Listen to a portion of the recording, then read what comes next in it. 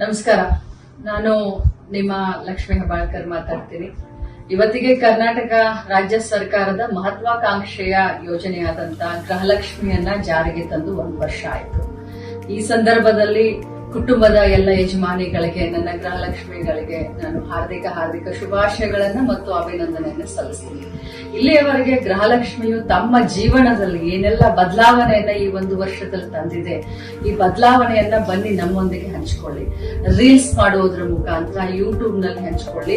ಯಾರು ಜಾಸ್ತಿ ರೀಲ್ಸ್ ಓಡುತ್ತೆ, ವ್ಯೂಸ್ ಸಿಕ್ಕುತ್ತೋ ಅಂತ ಕುಟುಂಬಕ್ಕೆ, ಅಂತ ಯಜಮಾನಿಗೆ, ಅಂತ ಗೃಹಲಕ್ಷ್ಮಿಗೆ ನಿಮ್ಮ ಲಕ್ಷ್ಮೀ ಹೆಬ್ಬಾಳ್ಕರ್ ಕಡೆಯಿಂದ ಒಂದು ಬಹುಮಾನ 1 ತಿಂಗಳು ಅಂದ್ರೆ ಸೆಪ್ಟೆಂಬರ್ 30ನೇ ತಾರೀಕಿನವರೆಗೂ ನಿಮ್ಮ ರೀಲ್ಸ್ ಗಳನ್ನ ಯೂಟ್ಯೂಬ್ ಗಳಲ್ಲಿ, ಫೇಸ್ಬುಕ್ ನಲ್ಲಿ ಅಥವಾ ಇನ್ಸ್ಟಾಗ್ರಾಮ್ ನಲ್ಲಿ ಹಂಚಿಕೊಳ್ಳಿ.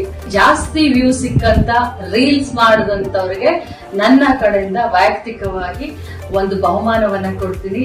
ಹರಿಯಪ್ ಮೊದಲ 50 ಜನರ ದಾರಿಯನ್ನ ನಾನು ಕಾಯ್ತಾ ಇರ್ತೀನಿ. ಖಂಡಿತವಾಗ್ಲೂ ತಾವೆಲ್ಲರೂ ಈ ಒಂದು ರೀಲ್ಸ್ ಮಾಡೋದ್ರ ಮುಖಾಂತರ ಈ ಒಂದು ಗೃಹಲಕ್ಷ್ಮಿ ಯೋಜನೆಯಿಂದ ತಮ್ಮ ಜೀವನದಲ್ಲಿ ಆದಂತ ಬದಲಾವಣೆಯನ್ನ ನಮ್ಮೆಲ್ಲ ಕರ್ನಾಟಕ ರಾಜ್ಯದ ಜನರ ಜೊತೆ ಹಂಚಿಕೊಳ್ಳಿ. ತಮ್ಮೆಲ್ಲರಿಗೂ ಶುಭಾಶಯಗಳು.